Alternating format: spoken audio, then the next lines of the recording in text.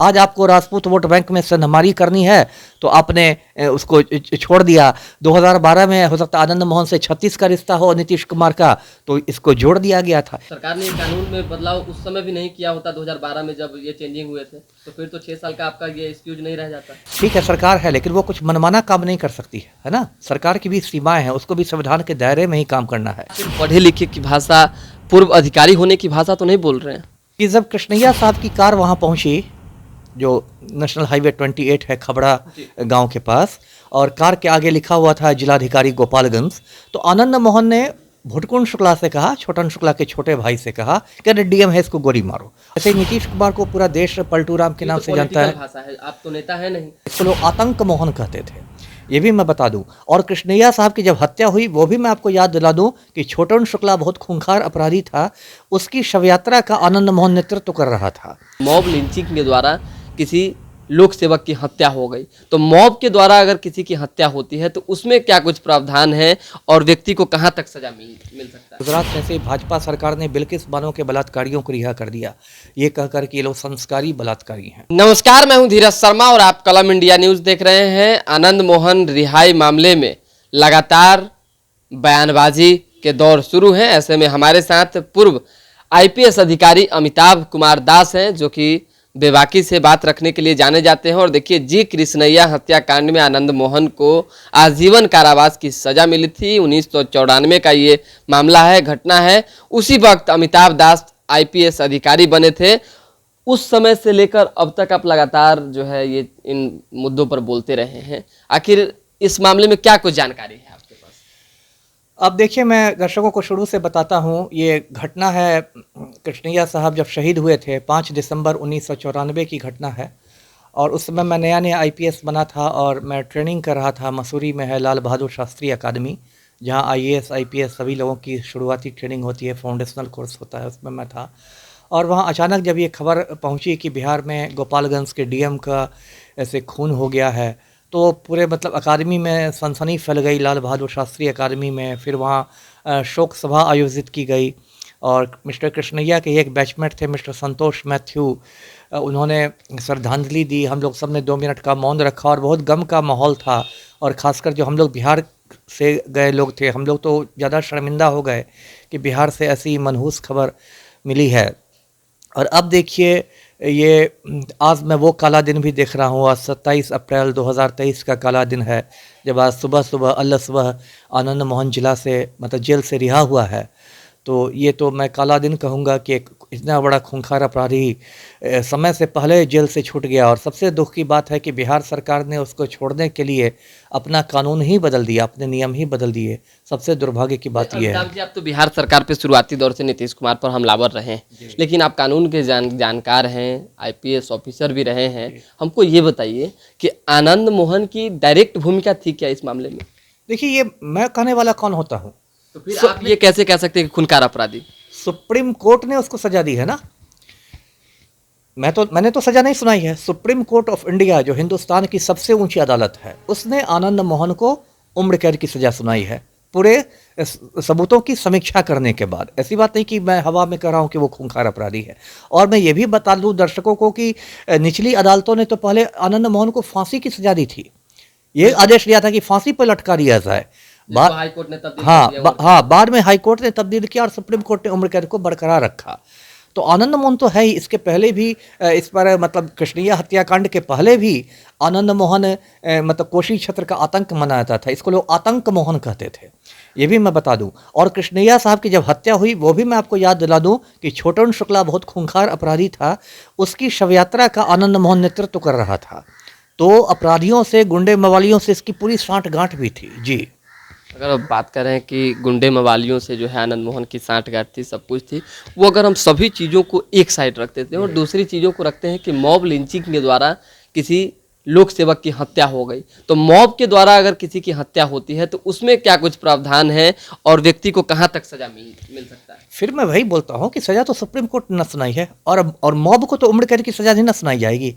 आनंद मोहन पर ये इल्ज़ाम है, मैं दर्शकों को स्पष्ट कर दूँ, बहुत लोगों को कन्फ्यूज़न रहता है कि जब कृष्णैया साहब की कार वहाँ पहुँची, जो नेशनल हाईवे 28 है खबड़ा गांव के पास, और कार के आगे लिखा हुआ था जिलाधिकारी गोपालगंज। तो आनंद मोहन ने भुटकुंड शुक्ला से कहा, छोटन शुक्ला के छोटे भाई से कहा कि अरे डीएम है, इसको गोली मारो, और उसके बाद भुटकुंड शुक्ला ने उसको गोली मार दी। इसके बाद भी इन लोगों पर इतना खून सवार था कि कृष्णैया साहब मौके पर शहीद हो गए, तब भी इन लोगों ने उनको छोड़ा नहीं और उनका जो चेहरा था उसको ईंट से मारकर कुचल दिया। तो मान लीजिए मॉब में बाकी लोग भी थे, लेकिन जो उकसाने वाले थे, जो लोग मॉब को लीड करने वाले थे, उनकी प्राथमिक जिम्मेदारी होगी, है ना। और इसी आधार पर सुप्रीम कोर्ट ने, हिंदुस्तान की सबसे ऊंची अदालत ने, सारे सबूतों की समीक्षा करने के बाद आनंद मोहन को उम्र कैद की सजा सुनाई। जी, आप भी मानते हैं कि राज्य सरकार ने जो नियमावली में बदलाव किया था ये गलत किया है? क्योंकि अगर आप इस चीज़ को आज के परिप्रेक्ष्य को गलत बताएंगे तो पूर्व में राज्य सरकार ने ही नियमावली में बदलाव करके ये चीज़ें लाया था कि लोक सेवक हो, सरकारी अधिकारी हो, अगर किसी के द्वारा हत्या की जाती है तो फिर वैसे खूंखार अपराधियों को आजीवन जेल में ही रहना पड़ेगा। तो इन दोनों में बदलाव के पीछे क्या वजह हो सकती है? राजनीतिक वजह और कुछ नहीं है। देखिए 2012 में जब पलटू राम ही मुख्यमंत्री थे, नीतीश कुमार, तब उन्होंने ये मतलब जेल का ये नियम बनवाया था कि 3 तरह के कैदियों को सजा में छूट नहीं दी जाएगी, परिहार नहीं मिलेगा। पहली श्रेणी में वो कैदी हैं जो आतंकवादी हैं, दूसरी श्रेणी में वो कैदी हैं जो बलात्कारी हैं, रेपिस्ट हैं, और तीसरी श्रेणी में वो कैदी हैं जिन्होंने किसी सरकारी सेवक की जो कर्तव्य पर हो उसकी हत्या की है। आज वही पलटू राम 10 अप्रैल 2023 को उसमें संशोधन जारी करते हैं और कहते हैं कि उस सरकारी सेवक की हत्या को भी अब साधारण हत्या ही माना जाएगा। लेकिन आप एक पढ़े लिखे की भाषा, पूर्व अधिकारी होने की भाषा तो नहीं बोल रहे हैं। नहीं, पलटू राम शब्द का प्रयोग बार बार आप करते हैं। नीतीश कुमार के लिए लाख आप हमलावर हैं, लेकिन आपसे कानूनी विषय पे चर्चा हो रही है तो आपको इस चीज़ को समझना होगा कि हमें नीतीश कुमार से खुन्नस है इसलिए आप आनंद मोहन को घसीट रहे हैं, या बाकी आनंद मोहन से खुन्नस है इसलिए नीतीश कुमार भी इसमें? नीतीश कुमार से मेरा कोई व्यक्तिगत झगड़ा तो है नहीं, खेती बाड़ी का।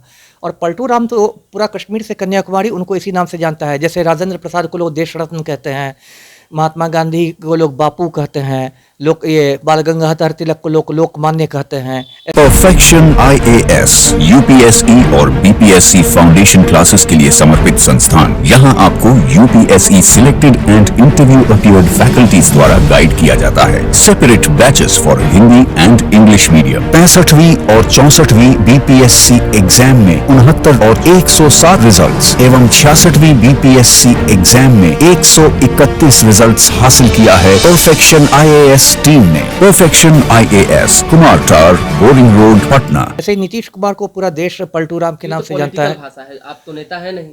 पॉलिटिकल भाषा नहीं है। देखिए मैं पॉलिटिकल साइंस का स्टूडेंट रहा हूँ और नेता नहीं हूँ, लेकिन देश का नागरिक हूँ और मुझे अभिव्यक्ति की स्वतंत्रता भारत के संविधान ने दी है। यदि पलटू राम को कोई एतराज़ हो तो मुझ पर मानहानि का मुकदमा करने के लिए स्वतंत्र है। मैं अदालत में सिद्ध कर दूंगा कि ये पलटू राम है। हमारा एक सवाल और है, अधिकार तो सरकार के पास है कि वो नियम में बदलाव कर सकती है। आनंद मोहन जेल से रिहा हो चुके हैं, 15 साल 16 साल उन्होंने सजा काटी। उम्र कैद में आप 14 साल भी काट लेते हैं तो आपको रिहाई मिल जाएगी। तो ऐसे में जब कोई व्यक्ति रिहा हो गया तो फिर कितना दोषी रह जाएगा? नहीं, रिहा होने से क्या होता है। आपको मैं गुजरात की बात बताऊं, गुजरात में से भाजपा सरकार ने बिल्किस बानो के बलात्कारियों को रिहा कर दिया, ये कहकर कि ये लोग संस्कारी बलात्कारी हैं। अब इस मुद्दे पर को सुप्रीम कोर्ट में चुनौती दी गई है। सुप्रीम कोर्ट में एक विशेष पीठ का गठन हुआ है, स्पेशल बेंच सुनवाई कर रही है और पूरी उम्मीद है कि स्पेशल बेंच जो है वो बिल्किस बानो के बलात्कारियों को दोबारा जेल भेज देगी। तो मान लीजिए आज आनंद मोहन रिहा हो गया है। आज ही मैंने PIL भी फाइल कर दिया है पटना हाई कोर्ट में, जनहित याचिका मैंने फाइल कर दी है। अच्छा, आपने भी PIL? हाँ, मेरी वकील है मैडम अलका वर्मा। आज उन्होंने फाइल किया है और ऐसे 4-5 लोगों ने FPIL किया है, उसमें मैं भी शामिल हूँ। और सुप्रीम कोर्ट में शहीद कृष्णैया की पत्नी जा रही हैं, उमा कृष्णैया जा रही हैं, तो वो तो SLP कर रही हैं। तो यदि सुप्रीम कोर्ट या हाई कोर्ट कोई भी, यदि देखिए सरकार ठीक है, सरकार है, लेकिन वो कुछ मनमाना काम नहीं कर सकती है ना। सरकार की भी सीमाएं हैं, उसको भी संविधान के दायरे में ही काम करना है। ऐसा नहीं कि पलटू राम जो चाहे वो कर देंगे, उनको दायरे में रख के करना है। तो PIL से क्या फ़ायदा होगा? लगता है सुप्रीम कोर्ट इस चीज़ को देखेगी, संगीन में रखेगी। बिल्कुल, इसलिए क्योंकि हम लोगों ने PIL में कहा है कि सरकार ने जो संशोधन किया है वो संशोधन मनमाना है, आर्बिट्ररी है, मेलाफाइड है, दुर्भावनापूर्ण है, लोकहित के विरुद्ध है। ये बहुत बड़ा पॉइंट है। कोई भी सरकार संशोधन करे, कुछ भी करे तो उसको लोकहित में होना चाहिए, लोकहित के विरुद्ध है। और इससे पूरे बिहार में सरकारी सेवकों का मनोबल टूटा है।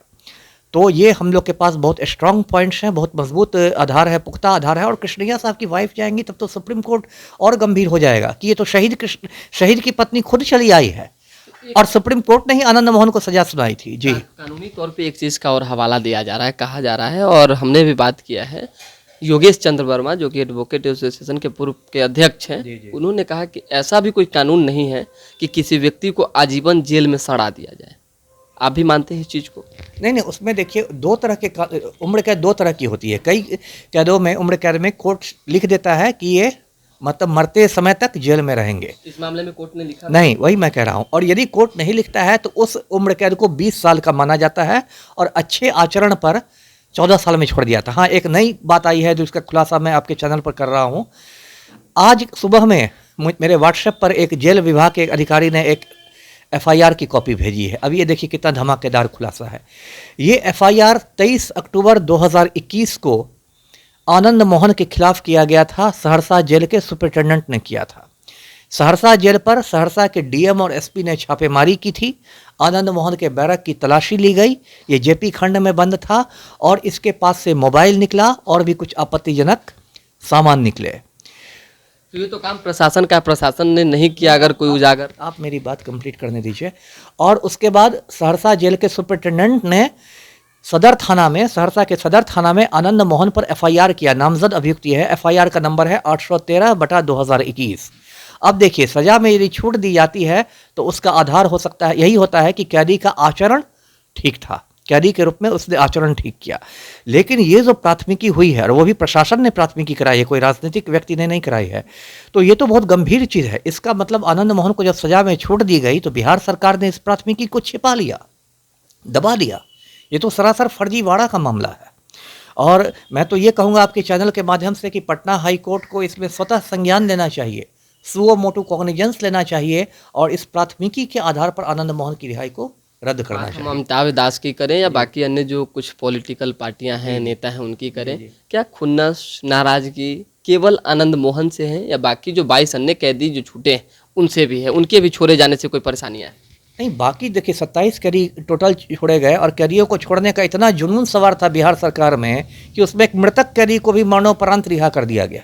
वो भी खबर आई है कि 15वें नंबर पर जो कैदी था उसका नाम था पति राम राय। वो बक्सर जेल में बंद था और 93 साल की उम्र में पति राम राय की 6 महीने पहले मौत हो गई। और हमारे इतने जांबाज पदाधिकारी लोग बैठे हुए हैं सरकार में कि इन लोगों ने मरणोपरांत उसको रिहा किया है। जब वो दुनिया से ही रिहा हो गया उसके बाद उसको बक्सर जेल से रिहा किया गया। तो अब देख रहे हैं ना कि बिहार का प्रशासन कैसा कचरा हो चुका है। और खुन्नस की क्या बात है? मैं कोई आनंद मोहन से कोई मेरा खेती बाड़ी का झगड़ा है, ये तो उसूल की लड़ाई है। 27 लोग जो रिहा हुए हैं, एक तो पहली बात यह है कि मैं एक एक को नहीं जानता, से बहुत सारे लोग हैं, एक एक को मैं नहीं जानते किस मामले में था, कितना साल हुआ। आनंद मोहन पर इसलिए मतलब मेरा इतराज़ है क्योंकि एक अपराधी के लिए आप कानून बदल रहे हैं। ये बात बहुत गलत है। यदि मान लीजिए पहले से ही प्रावधान होता और उसमें आनंद मोहन रिहा हो जाता, प्रावधान का लाभ उठाकर, तब मुझे कुछ नहीं कहना था। लेकिन यदि आपके लिए प्रावधान को ही बदला जा रहा है, कानून को ही बदला जा रहा है, ये तो बहुत आपत्तिजनक बात है। जी, एक अंतिम सवाल है इसी सवाल से जुड़ा हुआ। आपने कहा एक अपराधी के लिए कानून बदला जा रहा है। 2016 में बदलाव किए गए थे, ये प्रावधान को एड ऑन किया गया था, जोड़ा गया था। मान लीजिए कि 12 में, माफी चाहेंगे 12 में, अगर उस समय नहीं किया जाता तो फिर तो आनंद मोहन ऐसे भी छूट जाते। तो फिर उस समय आपकी नज़र में अपराधी रहते या नहीं रहते? नहीं, देखिए अपराधी तो जिस दिन सुप्रीम कोर्ट ने सजा याफ्ता कर दिया उसी दिन हो गए। लेकिन सजा काटने के बाद फिर किसी को अपराधी कहना, वही ना है। सजा कब तक काटेंगे, है ना? आप कह रहे हैं कि 14 साल में वो काट लिए, लेकिन मैं कह रहा हूं कि वो तो अभी 5-6 साल और जेल में रहता यदि सरकार ने ये कानून नहीं बदला होता। इस पर मुझे आपत्ति है। सरकार ने ये कानून में बदलाव उस समय भी नहीं किया होता 2012 में जब ये चेंजिंग हुए थे, तो फिर तो 6 साल का आपका ये एक्सक्यूज नहीं रह जाता। ये तो और गलत बात है कि जिस सरकार ने 2012 में भी याद दिला दूं, यही मुख्यमंत्री थे, नीतीश कुमार ही। बिल्कुल, ये तो फिर पलटी मारने का एक उदाहरण है ना? जो आपने पूछा कि पलटू राम को, तो फिर पलटी मारने का एक उदाहरण है कि खुद आपने ये कानून जोड़ा, खुद आप तोड़ रहे हैं। इसका मतलब कि आपका कोई सिद्धांत नहीं है, आप सुविधानुसार काम करते हैं, है ना? आप मौका परस्त है, सुविधानुसार काम करते हैं। आज आपको राजपूत वोट बैंक में सेंधमारी करनी है तो आपने उसको छोड़ दिया। 2012 में हो सकता आनंद मोहन से 36 का रिश्ता हो नीतीश कुमार का, तो इसको जोड़ दिया गया था। ये तो और मनमानी हो रही है। आप कोई अपने राजनीतिक रिश्तों के मुताबिक कानून बदलते रहिएगा कि कानून की कोई मर्यादा होनी चाहिए। चलिए बहुत धन्यवाद। देखिए अमिताभ दास हैं, पूर्व IPS अधिकारी हैं, और देखिए इस मामले को लेकर IAS एसोसिएशन ने भी नाराजगी व्यक्त की है, साथ ही साथ कई पॉलिटिकल पार्टियां भी नाराजगी व्यक्त लगातार कर रही है। बयानबाजी के दौर शुरू हैं। इस बीच अमिताभ दास ने भी ये चीज़ें स्पष्ट की है कि आनंद मोहन 3, 4, 5 साल 6 साल और रहते जेल में अगर नीतीश कुमार द्वारा पॉलिटिकल फायदे के लिए नियमावली में बदलाव नहीं किया जाता तो दोबारा भी जुड़ेंगे। फिलहाल अभी के लिए दे हम इजाजत। हमारे साथ बने रहें, देखते रहें कलम इंडिया न्यूज़। कैमरामैन शुभम प्रकाश के साथ धीरज शर्मा, पटना।